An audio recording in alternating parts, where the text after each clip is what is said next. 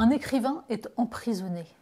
Un homme de 75 ans risque de terminer sa vie dans les geôles d'un régime en pleine dérive pour avoir de romans en entretien porté le fer contre une idéologie mortifère, l'islamisme, et contre la prise en otage de tout un pays par un clan militaro-affairiste, celui d'Abdelaziz Bouteflika puis d'Abdelmajid Tebboune.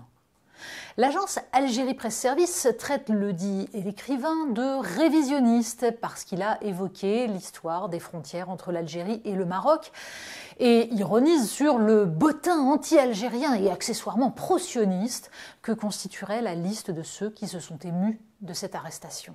Une rhétorique digne des riches heures de l'Union soviétique et qui devrait indigner toute personne se prétendant attachée aux droits humains élémentaires, sans qu'il soit besoin une seule seconde d'évoquer la nature des écrits de Boualem Sansal ou la façon dont certains médias de droite extrême en ont fait leur étendard.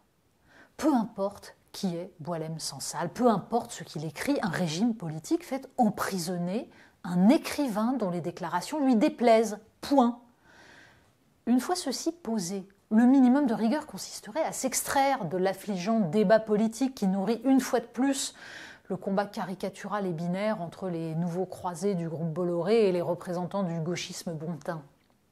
Car le sujet qui devrait nous occuper, en plus de la protection d'un homme victime de l'arbitraire d'une dictature, est l'impact des exécrables relations franco-algériennes et du jeu pervers d'un pouvoir délégitimé, on parle du pouvoir algérien bien sûr, sur deux peuples dont les citoyens sont, qu'on le veuille ou non, totalement imbriqués. Sans même revenir sur la façon dont les autorités algériennes, depuis 1962, utilisent la mémoire coloniale pour masquer leur faillite, il suffit de dresser le bilan de ces dernières années pour comprendre la nature du naufrage. En 2017, en pleine campagne présidentielle, Emmanuel Macron avait cru bon de parler de la colonisation comme d'un crime contre l'humanité, ne comprenant pas que cette sortie pour le moins racoleuse, destinée à sculpter sa statue de héros progressiste, était pain béni pour un pouvoir algérien occupé à reporter sur la France la colère de son peuple.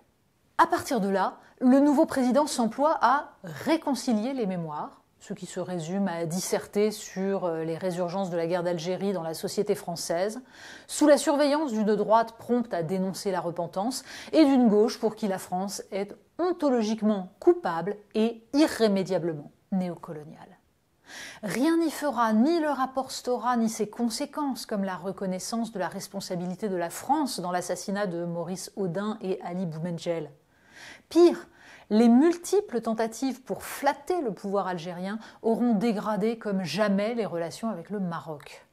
Conséquence, alors que la France avait toujours maintenu sur la question du Sahara occidental une position d'équilibre qui évitait de reconnaître la souveraineté marocaine sur le territoire, Emmanuel Macron s'est senti obligé de revenir sur cette position pour réparer ses multiples impairs vis-à-vis de Mohamed VI, après s'être rendu compte que la France ne pouvait se payer le luxe de se brouiller à la fois avec l'Algérie et le Maroc.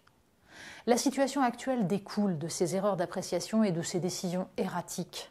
Et Boualem Sansal comme Kamel Daoud sont pris pour cible non seulement parce qu'ils font entendre une voix que le régime algérien voudrait faire taire, mais aussi parce qu'ils le font depuis la France, refusant obstinément de se faire complice du discours de haine qui nourrit aujourd'hui toute une part de la jeunesse algérienne manipulée par ses dirigeants.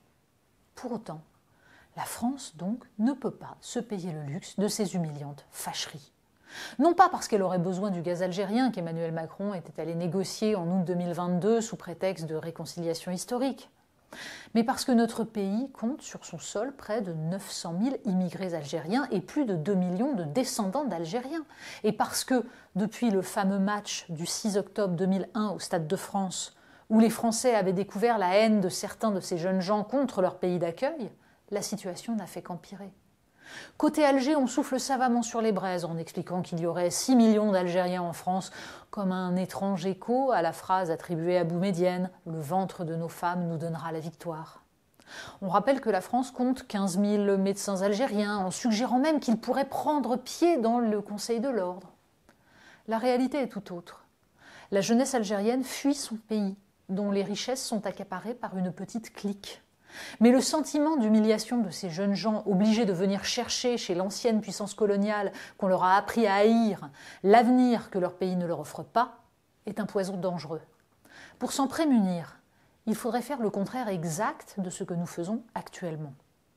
Nous montrer intransigeants sur le respect de nos lois et de nos principes, que ce soit en matière de séjour illégal ou en matière de laïcité.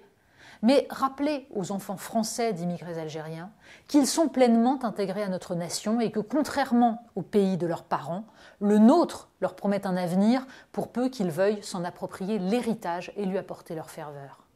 Rappeler au pouvoir algérien que nous pouvons parfaitement limiter les visas et l'aide au développement, mais démontrer aux Français d'origine algérienne qu'ils peuvent être fiers d'être Français.